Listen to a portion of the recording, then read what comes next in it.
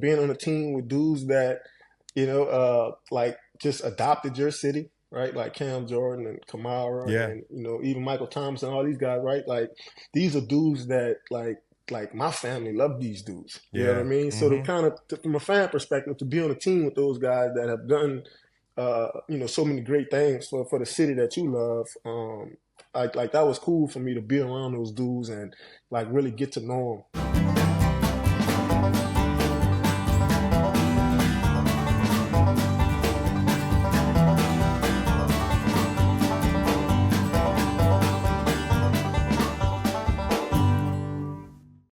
All right, cool. I get one of my favorite players on the pod, Tyrann Mathieu. You know him as the Honey Badger. He's got his LSU gear on.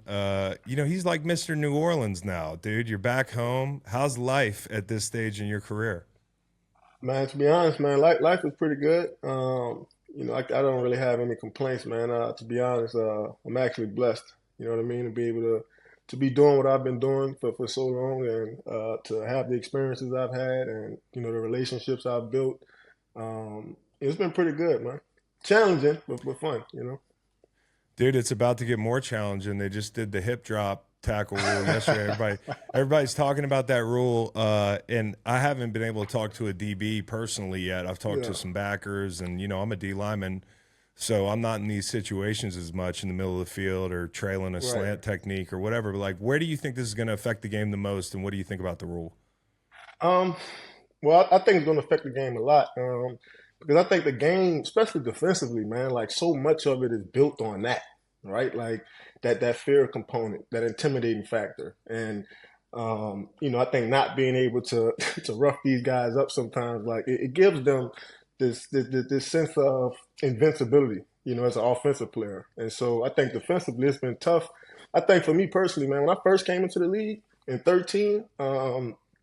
It was kind of going there. Yeah. Right. Like, and so for me, I've always kind of, I've been in the process of kind of taking it out of my game and just focusing on the ball. Like, how do I get the ball? Right. So I've kind of been in that mindset for years now. And you don't really care for like blowing guys up. Like I'm more infatuated with getting the football. You know what I mean? So, but I do see that's going to affect, a lot of guys who, they take pride, right, in being that enforcer, for their teams. Do you remember a guy named John Abraham? He was a great rusher, played for the Falcons. You probably hated the Falcons. I played with Abe. You played with Abe? I played with Abe. In Arizona. Old, bro. In Arizona? Was he in Arizona that year? Yeah, he was in Arizona, man. Dude, Abe was the man. He was wide open, but he was a great rusher. Yeah, he was a great rusher, man. I never knew how he did it. You know what I mean? It's like, because when you know Abe, you're like, man, how does he get 10 sacks every year? Every year. It's the hardest.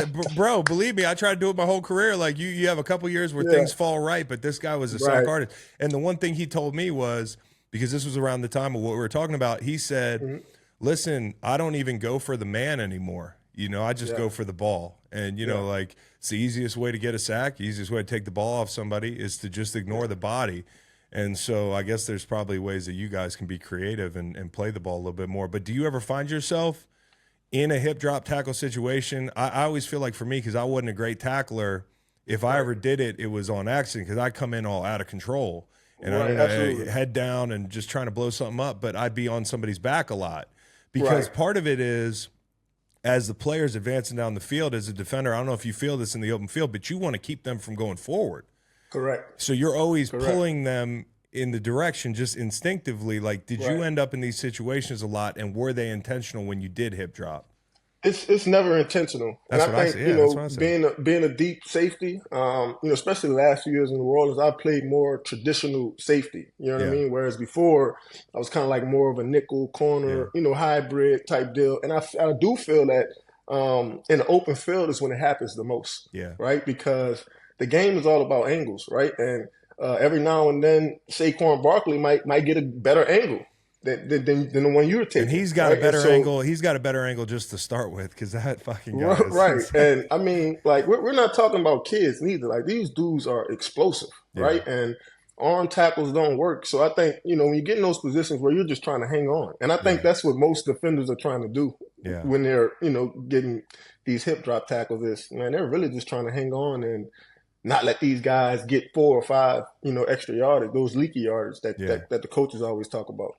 If there was a rule and you were the commissioner for a day and you wanted to even the score for us guys on defense, what are you doing? Is there something that you think the game could change to even the playing field that would be semi-reasonable? Well, I think especially on the outside, right, with the corners and the receivers, like those are physical specimens, right? And I think to have those corners be able to kind of bump and run those guys for 10 yards and 12 yards, I think that's – and then to give you guys, the big guys up front, an extra half a second to get to the quarterback. You know what I mean? So if they could kind of, put that in the rule book, let the corners bump and run for 10 yards, I'll be cool with that. You know what I mean? Dude, I would be cool with that, but I'd be one of those people who'd be mad as hell. I'd be like, bro, I would have had 100, man. Like, it's just, right. And one thing about you guys, though, is you guys can man up down there. You know, and I guess speak to what it takes to be able to, as a group, man up. You might have a couple guys that can man up, but do you play combo coverage some, or do you just say, hey, across the board, we can man up, and do we help the guys? Like, I'm one of the guys that's rushing. I'm not looking behind me. I just know if we're in man or zone. Right. What does it take to be able to say, hey, our bread and butter is going to be man in this defense? Well, I think it depends on the unit, and the group that you have. Yeah. When I was in Arizona, we had Patrick Peterson, we had Gerard Powers, we had a lot of guys that could play and cover. Yeah. So we ran a lot of true man-to-man. Yeah. You know what I mean? And when I went to Kansas City, it was a little different. We played a lot of man-to-man, but it was more combo man, right? And here in New Orleans, we have some great corners, right? We got 3 or 4 guys that could just cover. And so, I think it's easy to say, hey, you got him. I got him. But every now and then, 2 veterans will kind of get together and they'll kind of do their own thing. You know what I mean? So do you guys ever fight over who gets who? And because like BG, Brandon Graham, one of my good friends, and we never got into it ever when I was in Philly, but one time. And that was when we were arguing over who had to go over and rush on Tyrann Smith in 2 minutes. Like, there are those things that go on in the huddle where we have certain freedoms as players to set the front or run games, and for y'all it might be who's the matchup, or do you guys dictate that through the week? Well, we kind of dictate it through the week, especially with Lattimore, right? Like when he's healthy, like he's gonna get the number 1 guy. No ifs, ands, buts about it. We don't care what formation they come out in. Like, go find him, right? And so that's easy, right? But I think I played in other groups too, man, where like we didn't care how they broke the huddle. Right, you got 1, I got 2, and you got 3. You know what I mean? And so, I think from there, throughout the course of the week of practice, obviously you put it all together, right? You work, you go through every tool, right? One play might be man to man. The next play we might, combo in and out, right? It really based on practice and how you guys flowed in practice and how you guys communicated in practice, and then we kind of usually take that, to the game. What do you think made Spags so special? Because Spags was my head coach when I was young, and he threw a lot at us. I mean, it was like a thinking defense. I mean, even for the guys up front, there's a lot of pressures, a lot of fire zones, and behind us there was a ton of disguise. And I thought that's what made not only having Snead, who was he was amazing this year, and McDuffie, but also the fact that the picture's never the same. Was that difficult for you guys, like to get on his page? I know he's a great teacher, but what went into making you guys look so multiple in Kansas City? Man, it was tough, man. When I first got to Kansas City, I was like, yo, what the hell is going on? You know what I mean? What are these coverages, right? And it kind of took me a minute. I'd probably say when I went to Kansas City in 2019, I actually went all pro that year, but it took me so long to get going. You know what I mean? Like, it took me to like November to like really understand the defense and kind of what it was asking. And, the longer I stayed in it, the longer I realized like it's a lot of things that kind of work with each other. Yeah. You know what I mean? So you might have a sub call, right? That's pressuring from the left side, right? But in that same formation, that same look, you might have a weak pressure. Right. And it'll be a different rotation on the back end. Right. So once I kind of understand the terminology, right, and how the calls kind of work together, it definitely helped, slow the game down for me and understand like what Spags was kind of asking us to do. I enjoyed it, especially from a defensive guy perspective, because I mean the game is getting better, right? And you got quarterbacks that they understand coverage is better, right? And Yeah. not only that, they can make every throw. Yeah. And so I think when you have the element of disguise or that element of surprise, right? Like, are they coming from the left or the right? It kind of gives you a chance to get your hands on the ball, you know what I mean, as a defensive player. And so, like, I enjoyed that part of it, right? Because a lot of interceptions I caught in Kansas City, they didn't see me coming, right? Yeah. Like, they didn't know I was going to be there, right? And just kind of hit you in the chest. So that was fun for me. Yeah, I mean, Kansas City had to be a great experience. I wanted to ask for the listeners of this podcast about one of my co-hosts, Kyle Long. What kind of a teammate was Kyle Long? Man, Kyle's one of the best teammates I had, man. Yep. To be honest, man. Man, good dude, man. Right? Like he's gonna be the same guy each and every day. And what I respect about Kyle the most, man, was, obviously we were highly touted coming into the league, Yeah. right? And things don't always go your way, right? Yeah. But for him to just come in, man, like head down, work hard, you know what I mean? Like I think as a team leader and as a team captain, that's all you could kind of demand of players, right? Is to just come to work and handle your business. And the best story about me and Kyle though is like if one of us, both of us kind of dipped, we do. He was saying he right? had the long cut for you. Yeah. So if I didn't have a can, he had one. If he didn't have one, I had one. You know what I mean? So we can always count on each other. You know what I mean? Was it Cope? You Cope long? It was Copenhagen. Yeah, it was Copenhagen long cut. Yeah, I actually don't do Copenhagen no more. I've kind of been trying a little Zen stuff. Yeah, that's my stuff right there. Yeah. And you got to get the chill. I got the chill. I like the smooth. Yeah, I used to be a Kodiak wintergreen guy, and then I quit a couple of years ago because I was like, how many vices can you have? I mean, I can cut this one out. So, yeah. Which Zen flavor are you into now? I've always been wintergreen. Good man. I've always been wintergreen. It tastes the most like dip. Yeah, man. Like some guys do the straight, right? And I'm like, yo, what are you doing? What are you doing, man? I need a little flavor. Just go get some dirt. You know what I mean? Exactly. Put it in your mouth. If you're in California now, they don't let you buy any flavored dip. Oh, Did you know that? Yeah, so you got to go like. Well, good thing I don't really go out there that much. So. Exactly. Okay, let's talk about New Orleans because, obviously you've been with the Saints for a few years now, hometown guy, and I just think you're the most New Orleans dude in the league, dude. I appreciate that. That's a cool ass thing, because it's such a cool city, and you can really tell the passion that comes through with the fans, but also like the guys that are from there. The guys that I know that are from New Orleans, they're just cut different, and I just wonder how cool it's been to come home, and also this year the Super Bowl being in New Orleans, like it's all out there. Man, it's been fun to be honest. Obviously, to just kind of put it out there, I didn't have any plans of leaving Kansas City, right? And so, I think when you're a veteran and you kind of made the money you wanted to make and you've done the things you wanted to do, you try to look for a situation that, that could provide you with enough motivation to kind of finish strong. Yes. You know what I mean? And I think New Orleans really kind of gave me that. And I'd probably say this too. The last 2 years have been very, very underwhelming, as far as like a team perspective and, winning and losing. But it was kind of also the reason I decided to come back, right? It's like, you want to be able to win and you want to help this team win. You want to see the city win. And so, I'm grateful for that, opportunity and perspective. But, it's been fun, man. Being on a team with dudes that, just adopted your city. Right, like Cam Jordan and Kamara, and even Michael Thomas and all these guys. Right, like these are dudes that like my family love these dudes. You know what I mean? Mm-hmm. So to kind of, from a fan perspective, to be on a team with those guys that have done, so many great things for the city that you love. Like that was cool for me to be around those dudes and like really get to know them. You know what I mean? Yeah. Because a lot of them are really, really good dudes. Yeah, I kind of wonder if you growing up hated like the other teams that were rivals of the Saints. Like, did you hate the Falcons growing up?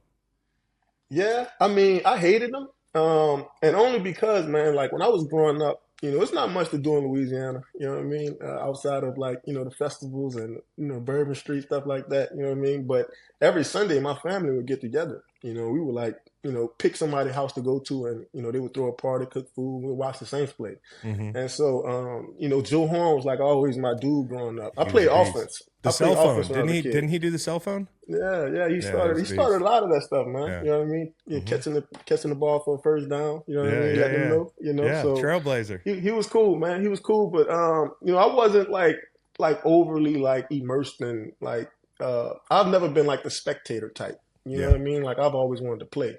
You know, so but the games I did watch, man, I probably say the Saints were my favorite team, but Randy Moss is like my favorite player. Like him. Yeah, so I just want to wish all the Saints fans that are watching this. We always get a bunch of fans that come in that haven't seen the show before, but I want to wish them a happy 3/28 because that's the day we came back from 28-3 to beat the Falcons. So if you Saints fans are here, you probably like that this holiday. So some exciting sign-ins, man. Like I think the Willie Gay move, and I know did you cross over with him in Kansas City? Yeah, I played with Willie. Yeah, man. That dude, they're going to miss him in Kansas City, and you guys are going to love him, right? You already know that, but his sideline to sideline speed, when you've got a guy in front of you that can run like that, what does that do for you guys in the back end?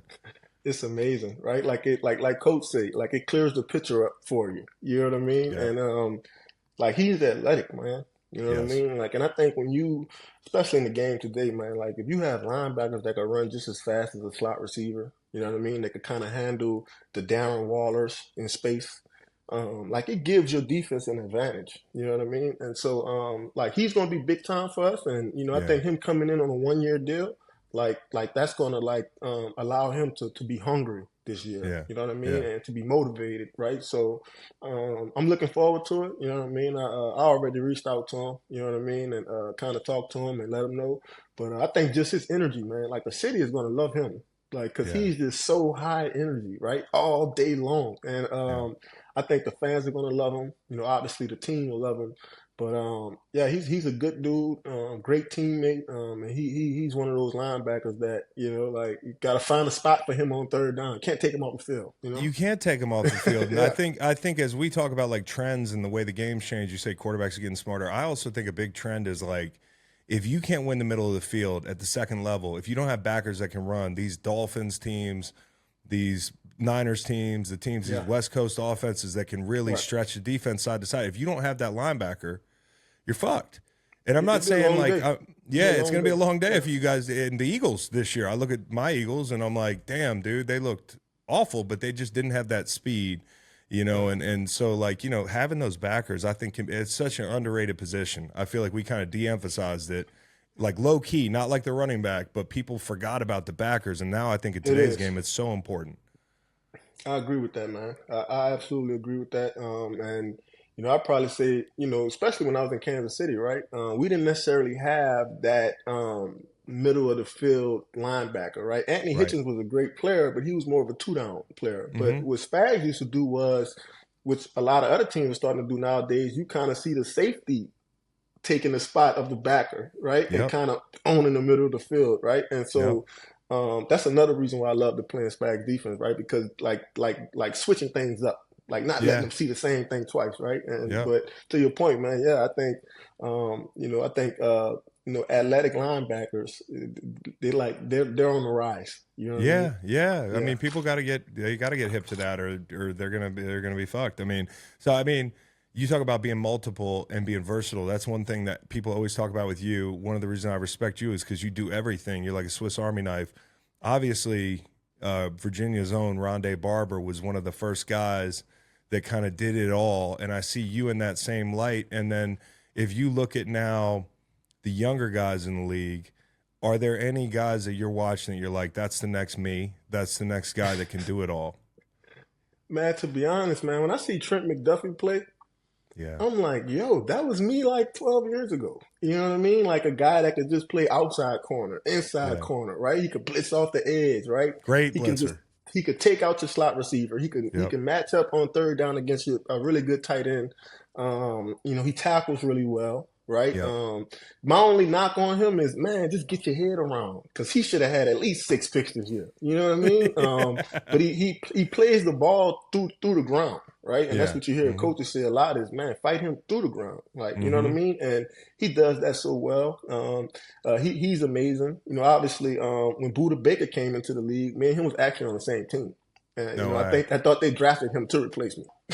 You know what I mean? Yeah, the Buda Baker thing. Yeah, because Buda is kind of that Swiss Army knife as well. And I also like Jalen Thompson, the other safety as well. I think both of those guys, man, are you know, two guys that kind of play the game how I play it.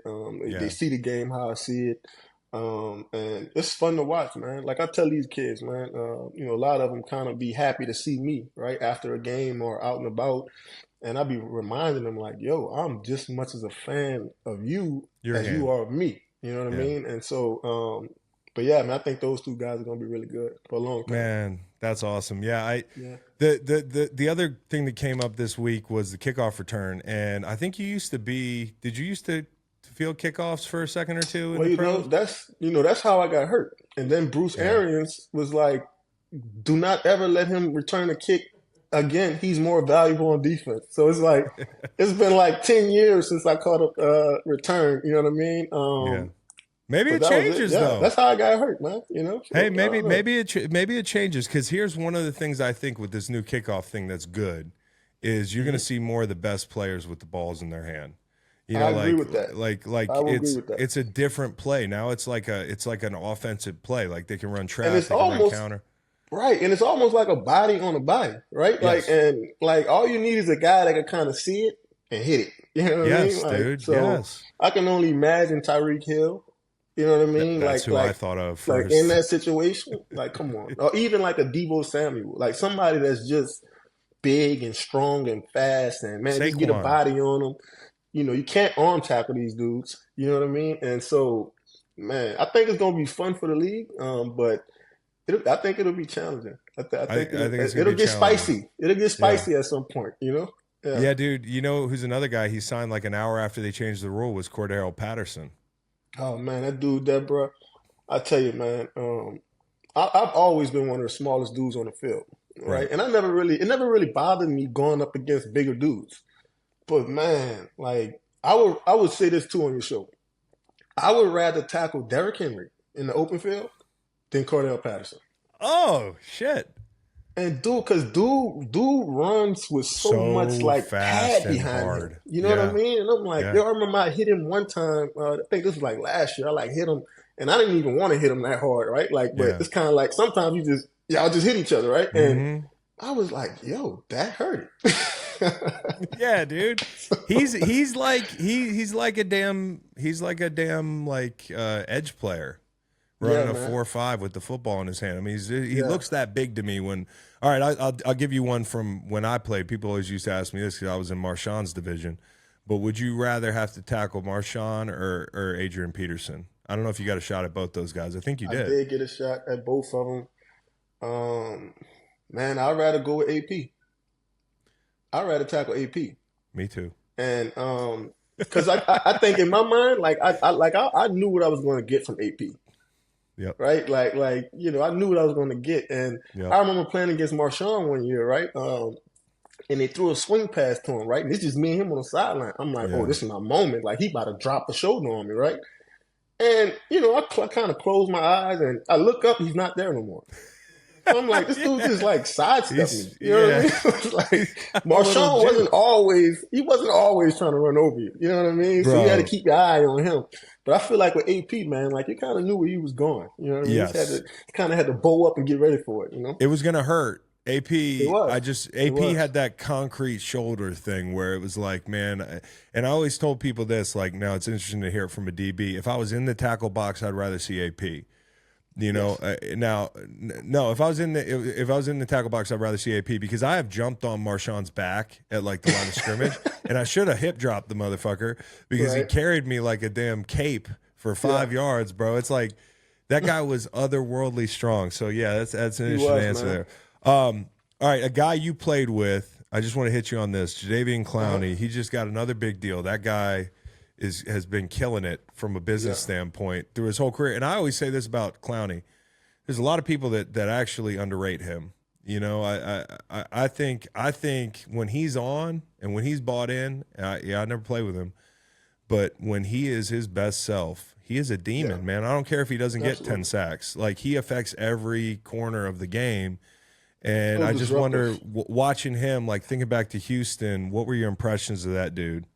Man, so disruptive, Yeah, that's right? exactly Like right. at any given moment can just flip the switch and just wreck it.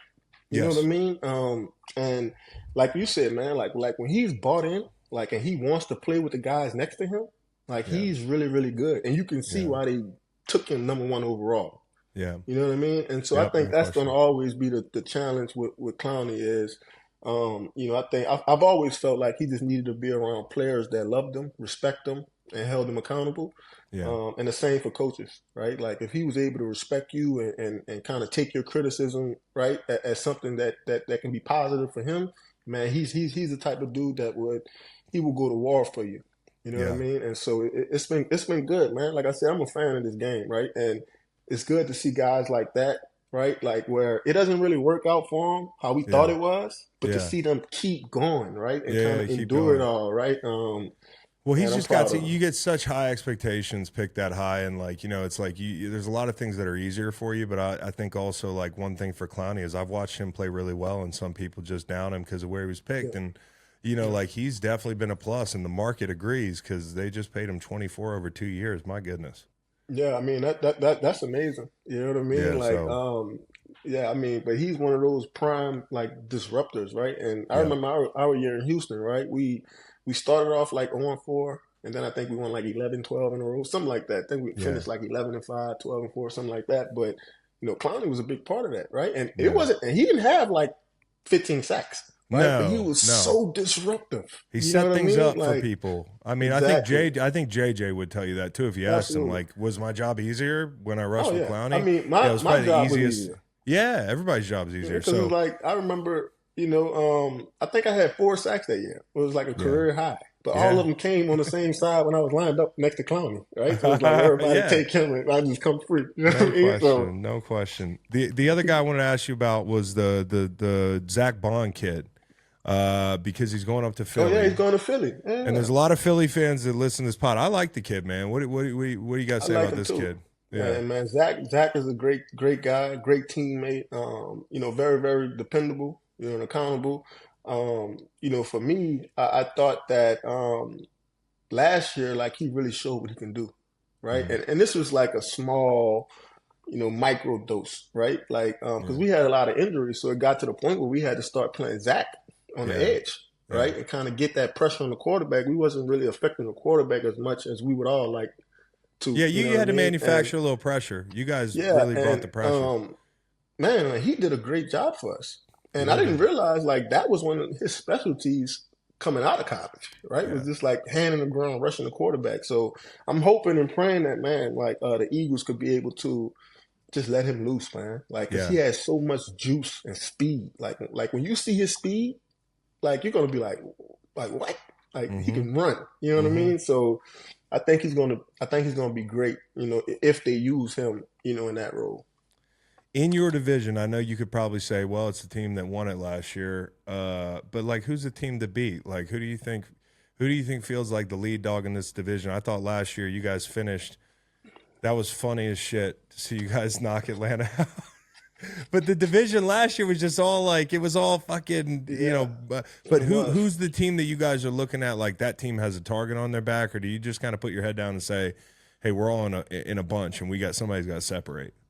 Yeah, I think given how the last 2 years have kind of went for us, I think we don't have that luxury, right? Yeah, Like I think we should just put our head down, go to work, and just kind of pull each other closer, right? Like mm, and become the type of team that we know we can become, right? And I'm also a realist, right? And I say, hey, Tampa Bay, they re-signed, Baker. They Baker. Yeah, he brought had a good back, year. Mike Evans, right? I can say that Atlanta, right? Like those guys have weapons on both Yeah, sides of the ball, yeah, right? And you bring in a really good coach. You bring in a really good quarterback, right? yeah. That could kind of get the ball to these guys. So, I've kind of been watching it all, but I think where we at right now, it's like, man, like how can we put in the work, right? To kind of show up and allow that work to show up September, October, November. So I think that's where we all should be right now. Yeah, no question. And the reason I love Mike Evans signing back with Tampa is I get my twice a year Marshawn Lattimore, Mike Evans boxing match. Yeah, I mean, you got to see it, man, because it's a different week for Lattimore. And I would say this too. And I hope he see this, right? Man, if he do that every week, if he said himself, man, I'm playing Mike Evans. Evans. He'll be the best cornerback in the world. Yeah, I don't doubt it. He's already that good. Play. He's really good, dude. That guy's that good. Yeah. No, so I don't know what the motivation is behind it. I don't know what the backstory is. I'm gonna find out one day. But man, they love to play against each other. Last thing I want to ask. I want to ask you about a couple young guys in the division, some of them on your team, but like guys on offense. When I say Bijan Robinson, what do you think? Man, he's gonna be special. Marshall Faulk, Edgerrin James, what I mean? Like LaDainian Tomlinson, And I didn't think the Falcons really used him as good as they should have last year, but man, he's gonna be good. Yeah, he's gonna be real good. Yeah. How about Kyle Pitts? Is there hope for Kyle Pitts? I got a soft spot for Kyle Pitts because he's been catching the ball from DoorDash, Desmond Ridder, and all these. I think so, man. But it's like, open up his route tree. Yeah. Right? Because a guy like me who can't run as fast as him and I'm not as big as him, I'm going to study splits and alignments and where you're at in the formation. And if I know where you're going, I mean, it doesn't matter how good the ball is. Yeah. You know what I mean? So it's like, for me, I would get way more creative with him. No question. He's running these almost high school routes, right? Yeah. It's like, I knew you were going there. Yeah. So I think he can definitely kind of get on that. I don't think he can run routes like Kelsey, but man, if he could get that feel for the game, he'll be special. Yeah. All right. There's a guy I really like that I met when I was in Austin a couple weeks ago, and I think he's a really good back. Rachaad White from Tampa. Rachaad White is pretty good. Yeah. Does he remind you of anybody? He reminds me of, and I hope you agree with me. Right, he reminds me of Le'Veon Bell. Oh, that's good because he's tall. He's tall and he's never trying to just hit the hole, right? No. Like he's always kind of hiding behind somebody, and before you know it, he's jump cutting and hitting it, and he's really good out of the backfield too. Yeah. Like I don't think a lot of people give him credit for that. Like he's exceptional out of the backfield. But yeah, man, he gives me like Le'Veon Bell vibes. Yeah, dude, that's a really good comp. Yeah. Okay, give me a comp for the two guys that you see all the time because I think they're great, Olave and Shaheed. Oh man, Shaheed. I had no idea Olave was that fucking big, dude. Yeah, and he's getting bigger too. Like I think every year he's kind of putting on some mass. He's putting on muscle. Because we need him to, right? Like he's the number one receiver, and every ball isn't going to be you in space. I think sometimes you're going to have to make, those 50-50 catches, which he made a few of them last year. Some really, really, really good catches. If I had to compare him to somebody, oh man, I feel like I am kind of leading him on, but I'll say it anyway. He reminds me of Justin Jefferson. Yeah. In the way that man, those dudes could run every route. They could do everything. They can line up inside, outside, in the backfield. And with Shaheed, man, like I'm so hesitant to say he reminds me of Tyreek Hill because like I played with Tyreek Hill, and Tyreek Hill is underrated. Like a lot of people still think he's a one-trick pony. Like he's legit. Like he's a legit receiver. He's not. Yeah. You know what I mean? And so I think if Shaheed could kind of master that the art of route running, like he'll be just as explosive. Yeah. You know what I mean? He was a rookie. I think like his first 7 touches were for touchdowns. Guy's explosive. But like he scores touchdowns. You know what I mean? Guy's explosive. I think once he starts to work on that, like the craft part of it, right? Like that savvy part of it, he'll be really good too. Absolutely. Well, he's got good vets. He's got one good vet here. I'm looking at him, and Tyrann Mathieu. For sure. Hell of a player, dude. Enjoyed watching you all these years, man, and enjoyed having you on, dude. So I hope you come back again and kick some ass this year, dude. I got you, man. Tell Kyle I said what's up, bro. I will. He said to say hello. Oh, yeah, for sure, man.